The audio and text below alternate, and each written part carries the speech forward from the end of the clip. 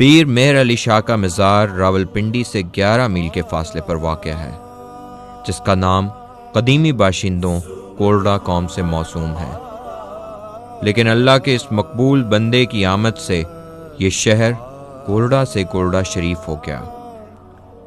حضرت پیر مہر علی شاہ 4 اپریل 1859 پیر کے دن اس گلشن ہستی میں رونق افروز ہوئے۔ یہ وہ زمانہ تھا جب ہندوستان سے مغلیہ حکومت کا خاتمہ ہو چکا تھا اور طاغوتی قوتیں دین اسلام کو مٹانے کی سرتوڑ کوششوں میں مصروف تھیں۔ اللہ تعالیٰ نے اس اندھیرے کو دور کرنے کے لیے قصبہ گولڈا میں حضرت سید نظر دین کے گھر ایک چراغ روشن فرمایا، جس کی بشارت حضرت پیر سید فضل دین شاہ نے آپ رحمت اللہ علیہ کی پیدائش سے پہلے ہی فرما دی تھی۔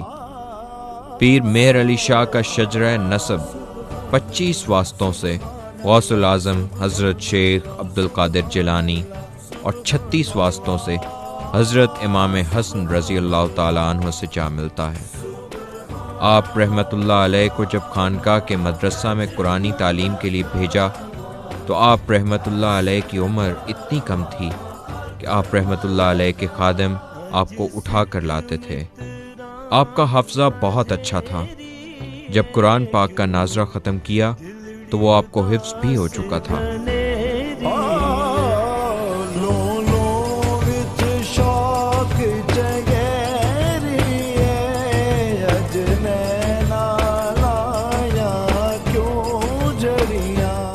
آپ فرماتے تھے کہ بچپن سے ہی مجھے آبادی سے وحشت اور ویرانی میں تسکین کا احساس ہوتا ہے۔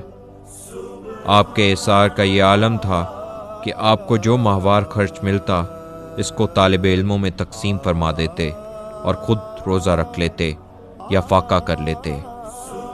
کم خوری آپ کی فطرت ثانیہ بن گئی۔ جب بھی تناول فرماتے 1-2 نوالے لیتے تھے اور کئی روز کچھ نہ کھاتے تھے، مگر لنگر غوثیہ آج بھی ایک روز میں ہزاروں لوگوں کی مہمان نوازی کا شرف حاصل کرتا ہے۔ زائرین میں لنگر غوثیہ کی تقسیم آج تک کم نہیں ہو پائی۔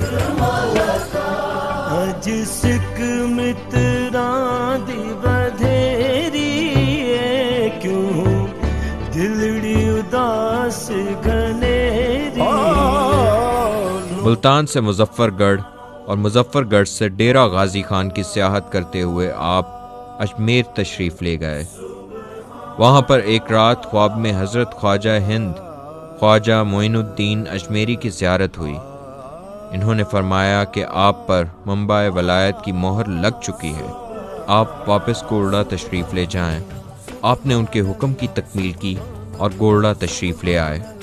سبحان اللہ، سبحان اللہ، سبحان اللہ، ما اجمل کما احسن کما اکمل۔ آپ کے مزار پاک کے احاطے میں ایک خوبصورت مسجد واقع ہے جو اسلامی فن تعمیر کا بہترین نمونہ ہے۔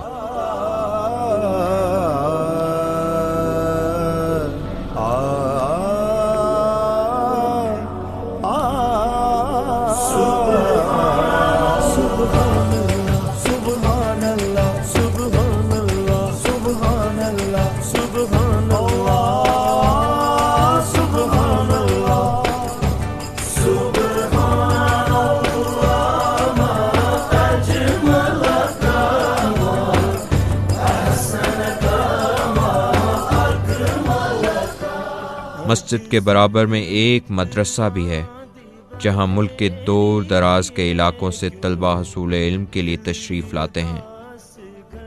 آپ کا مزار اقدس اہل اسلام کے علم و فنون سے لگاؤ کی ایک دلکش زندہ مثال ہے۔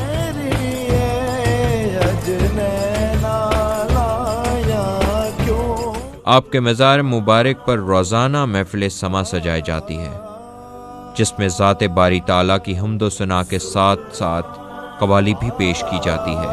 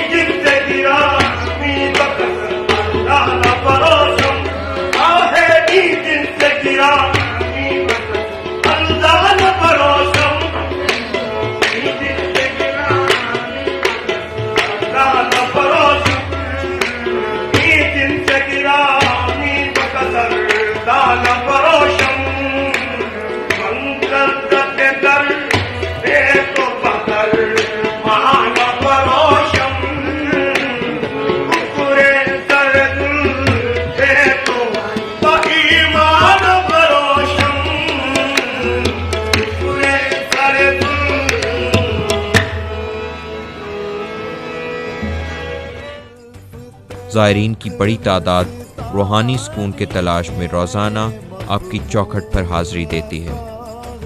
آپ کے گھرانے کے وہ چشم چراغ جو دنیا فانی سے رحلت فرما گئے ہیں، ان کا مدفن بھی آپ کے روضہ مبارک کے احاطے میں واقع ہے۔ آپ کے بیٹے حضرت پیر سید غلام محی الدین شاہ عرف حضرت بابو جی کا مدفن بھی آپ کے پہلو میں ہے، جن کی پیدائش پر حضرت پیر مہر علی شاہ نے فرمایا کہ اللہ کا شکر ہے کہ میرے گھر میں ایک اللہ اللہ کرنے والی روح پیدا ہو گئی ہے۔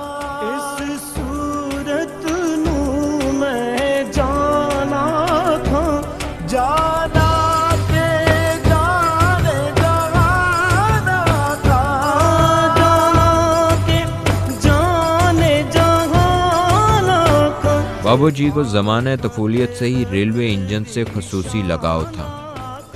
یہ شوق اس قدر بڑھ گیا کہ آپ اکثر راتیں گولڈا ریلوے اسٹیشن پر گزار دیتے تھے۔